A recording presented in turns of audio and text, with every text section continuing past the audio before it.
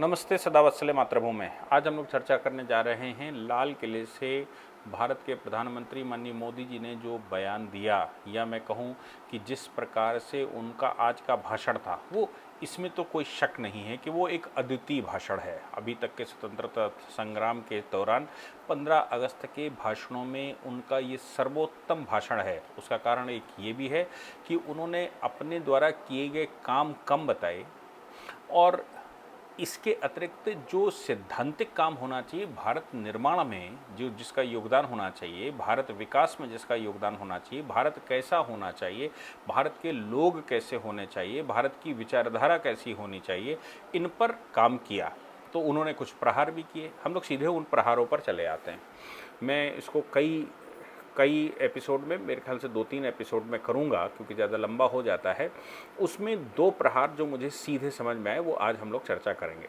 एक प्रहार तो ये कि उन्होंने कहा, जब मैं वंशवाद की बात करता हूँ, जब मैं परिवारवाद की बात करता हूँ, तो भारत से परिवारवाद हटना है। साथ में उन्होंने उसका क्लैरिफिकेशन भी दिया, और क्लैरिफिकेशन में उन्होंने कहा कि जो परिवारवाद की बात है वो अक्सर, जब मैं परिवारवाद की बात करता हूँ तो अक्सर बात आ जाती है कहीं ना कहीं पॉलिटिक्स पर, और लोग उसका पॉलिटिकल मतलब निकालते हैं। जबकि मैं पॉलिटिकल मतलब के अलावा भी भारत की सरकार के संवैधानिक स्ट्रक्चरों के अंदर जो इंस्टीट्यूशंस हैं, उन इंस्टीट्यूशंस में भी परिवारवाद पर बात कर रहा हूं। उनमें भी परिवारवाद रोकना है। अब भारत के जो सरकारी इंस्टीट्यूशंस हैं, उनमें मैं मानकर चलता हूं कि 3 बड़ी ऑर्गन हैं। अगर संविधान के रूप में देखेंगे तो 3 बड़ी ऑर्गन है, फिर उसके मातहत कई एक ऑर्गन्स आती हैं। 3 बड़ी ऑर्गन्स में सबसे पहला तो लेजिस्लेशन रहता है। लेजिस्लेशन में जो लोग चुनकर आते हैं उस पर तो पॉलिटिक्स है, पॉलिटिक्स में वो बात करते ही हैं। दूसरा रहता है सरकार। सरकार में भी इसी प्रकार के लोग आते हैं। हालांकि सरकार जो लोग चलाते हैं उनकी योग्यता अयोग्यता उसमें शामिल होती है, और सरकार में जो अधिकारी वर्ग है, मतलब एग्जीक्यूटिव की बात कर रहे हैं, निष्पादन की काम कर रहे हैं, तो उसमें संसद के अंदर से निकली हुई सरकार, और सरकार के साथ प्रेसिडेंट, वाइस प्रेसिडेंट, और नीचे जो एग्जीक्यूटिव फंक्शनरी मशीनरी है, जिसमें आईएएस पीसीएस भी शामिल होते हैं, और जो नीचे क्लर्क से लेकर ऊपर तक सब शामिल होते हैं। तो एक बात तो उन्होंने उसमें कह दी कि ये इंस्टीट्यूशंस बहुत सारे हैं। हालांकि चीफ एग्जीक्यूटिव के नाते वो एग्जीक्यूटिव मशीनरी है। एग्जीक्यूटिव मशीनरी के अंदर भी अगर कोई इंस्टीट्यूशन है तो उस पर परिवारवाद नहीं होना चाहिए। जहाँ तक मुझे याद आता है कि इन पोस्टों में बहुत कम पोस्टें ऐसी हैं जो डिस्क्रिप्शन पर जाती हैं, यानी कि जो इंटरव्यू लेकर जाती हैं। हालांकि एग्जीक्यूटिव लगातार इस तरह का प्रयास करता है। जैसे ममता बनर्जी के शासनकाल में वहाँ पर अभी शिक्षक भर्ती घोटाला हुआ, तो शिक्षक भर्ती इंटरव्यू के बेस पर होना। आपको याद होगा अखिलेश यादव जब उत्तर प्रदेश में थे तो उनके समय पर लोअर पीसीएस ख़त्म करके उन्होंने एक नया बोर्ड बनाया था, और उसमें इंटरव्यू के आधार पर नायब तहसीलदार की भर्ती और बहुत सारे भर्तियां इंटरव्यू के बेस पर खोल दी थी।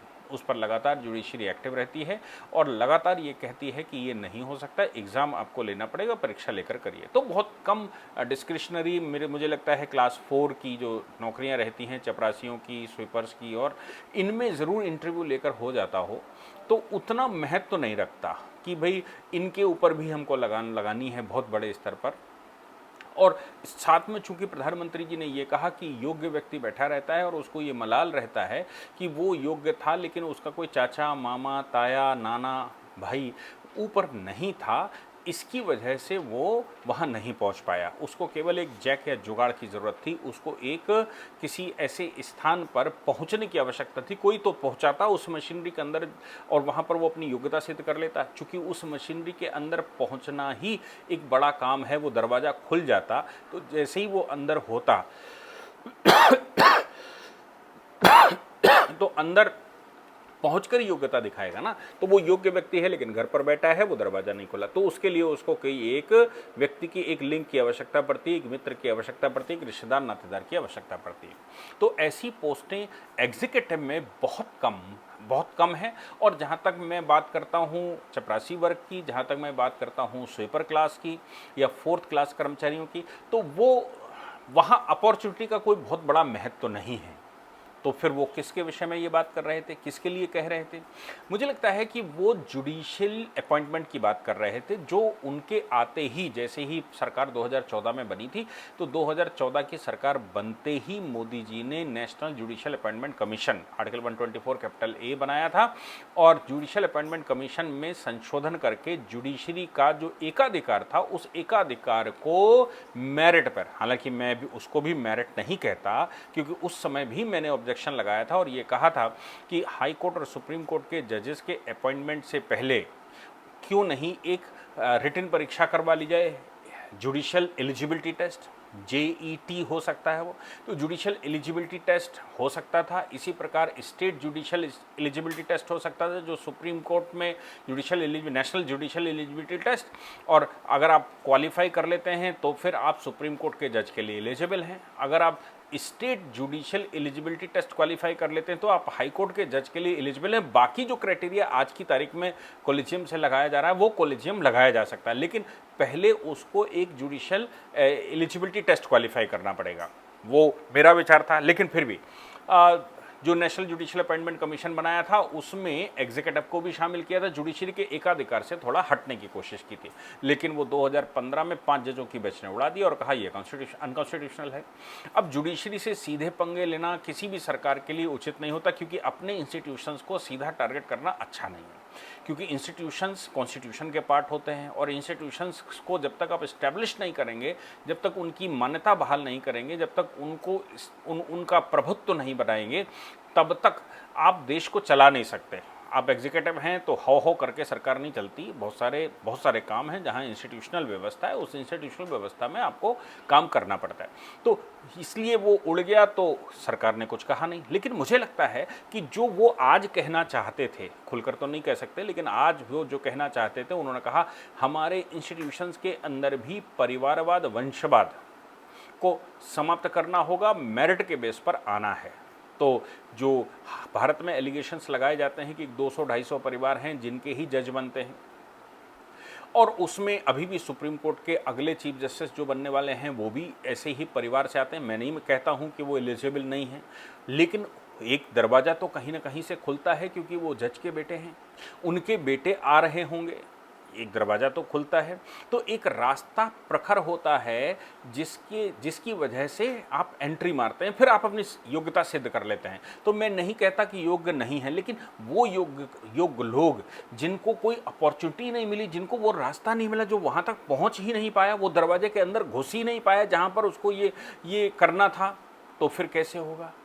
ऐसी परिस्थितियों में निराशा होना स्वाभाविक है। मैंने आपको एक प्रकरण बताया था कि मैं जगदीप जी धनखड़ के पास जब पहली बार गया, पहली बार से मतलब शुरू में मैं उनके पास जाना शुरू किया था आज से कई वर्ष पहले, तो मैंने उनसे कहा कि मेरे जुडिशरी में कुछ नहीं हो सकता। तो उन्होंने कहा ऐसा क्यों है? तुम काबिल हो, तुम योग्य हो, तुमको मैं जानता हूँ, तुम चीज़ों को अच्छे से पकड़ रखते हो, चीज़ों को अच्छे से पकड़ लेते हो, फिर ऐसा क्यों कहते हो? तो मैंने उनसे कहा कि मुझे लगता है कि मैं इसलिए एलिजिबल नहीं हूं क्योंकि मैं अपनी पीढ़ी का पहला व्यक्ति हूं जो जुडिशरी में घुस रहा हूं या घुस गया हूं। मैं योग्य हो सकता हूं, मैं पढ़ाता हूं, मैं एग्ज़ाम क्वालिफाई कर चुका हूं, नीचे के एग्ज़ाम क्वालिफाई कर चुका हूं, मैंने ज्वाइनिंग नहीं की, लेकिन मेरा सपना कुछ और है। मेरे को लगता है मुझे एलिजिबिलिटी है, लेकिन मैं चूंकि यहाँ पर आने के बाद मुझे लगता है कि सीनियर जो है वो अपने बेटे को ज़्यादा सिखाता है, जजेस के जो अपॉइंटमेंट का चक्कर है, तो मुझे भी ये फील हुआ कि नहीं, यहाँ पर बहुत कुछ अच्छा नहीं है, मैं पहली पीढ़ी का व्यक्ति हूँ, इसलिए मुझे बहुत अपॉर्चुनिटी यहाँ मिलने वाली नहीं है। धनखड़ साहब ने हालांकि उस समय कहा भी था कि मैं भी पहली पीढ़ी का व्यक्ति हूँ, मेरे परिवार में भी कोई नहीं है, मैं भी गांव से आया हूँ, तुम्हारी तरह मेरा भी है, मैं भी देहात से आया हूँ, मैं भी किसान का बेटा हूँ, तुम भी किसान के बेटे हो। ऐसे उन्होंने मुझे सांत्वना दी और कहा था कि नहीं, तुमको आगे आना चाहिए। तो आप सोचिए कि ये एक सामान्य व्यक्ति के दिमाग में ये बात रहती है कि ये समस्या है। मैं से कहते एग्ज़ाम क्वालिफाई कर लो, तो शायद मैं एग्ज़ाम क्वालिफाई करके चला आता, एग्ज़ाम में पूरी ताकत लगाता, उसके बाद कोशिश करता। तो ये वंशवाद, परिवारवाद जुडिशरी के दिमाग में तो बैठी हुई है और प्रैक्टिशनर के दिमाग में बैठी हुई। मैं ऐसा भी नहीं कहता कि नए लोग एंट्री नहीं मारते, लेकिन मैं ये भी नहीं कहता कि जो जजेस बनते हैं वो अयोग्य होते हैं, योग्यता के विषय में भी कोई प्रश्न नहीं करता, लेकिन ये ज़रूर है कि लोगों के मन में एक मलाल ज़रूर है कि भाई ऐसा क्यों है कि परिवारों के लोग ही उसमें जा रहे हैं, खुले आवरण से क्यों नहीं हो रहा। जैसे नौकरियां होती हैं, आईएएस अधिकारी है, आईएएस अपने बच्चे को आईएएस नहीं बना सकता, पीसीएस अपने बच्चे को पीसीएस नहीं बना सकता, नीचे का जुडिशल अफसर अपने बच्चे को जुडिशल अफसर नहीं बना सकता।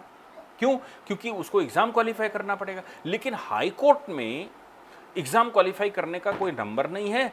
जजेस अपने मातहत काम करने वाले एडवोकेट्स को पहचानते हैं और पहचान के कॉलेजियम उनकी रिकमेंडेशन कर देती है। अब इसमें एक और बड़ा खेल दिखाई देता है कि भाई पिता या बड़ा भाई या चाचा कोई प्रैक्टिशनर है, उसने जो अपने वकालतनामे लगवाए उस नए लड़के के वकालतनामे के साथ, अपने वकालतनामे के साथ उसका वकालतनामा लगवाना शुरू कर दिया। अब वकालतनामा शुरू कर दिया तो पेपर वर्क तो पूरा हो गया, उसके अकाउंट में पैसा डालना शुरू कर दिया, तो टैक्स बचाने के चक्कर में चाहे डाला हो चाहे उसकी एलिजिबिलिटी बनाने के लिए डाला हो, तो वो अच्छे अच्छे केसेस का साइटेशन भी उसके पास हो गया और बैंक अकाउंट भी हो गया। तो ऐसी परिस्थिति में जब कोलिजियम बैठेगी तो कोलिजियम के सामने जो क्राइटेरियाज रहते हैं कि भाई कितने केसेस में हमने अपीयर हुए और कितने में हम सहयोगी रहे और हमारा बजट कितना है, हमारा रिटर्न कितना आता है, तो वो तो बिना प्रैक्टिस करे ही एलिजिबिलिटी पूरी कर ले गया। और अब अगर जज साहब के मन में कोई ऐसी बात आती है कि ये जो है वो हमारे सीनियर का बेटा है, तो फिर एक लगाव, एक झुकाव स्वाभाविक होना हो जाता है, और झुकाव अगर हो गया तो फिर ये तो हमारी डेमोक्रेसी के लिए अच्छा नहीं है। ये बड़ी समस्याएं हो सकती हैं कि जुडिशरी में, मैं बिल्कुल श्योर नहीं कहता कि ये क्या बातें हैं, लेकिन इसीलिए बहुत सारे लोग ऐसे भी हैं जो बाल गंगाधर तिलक हैं, वकालत करके आए और उसके बाद उन्होंने कहा हम प्रैक्टिस नहीं करेंगे, हम समाज का सुधार करेंगे, समाज में काम करेंगे।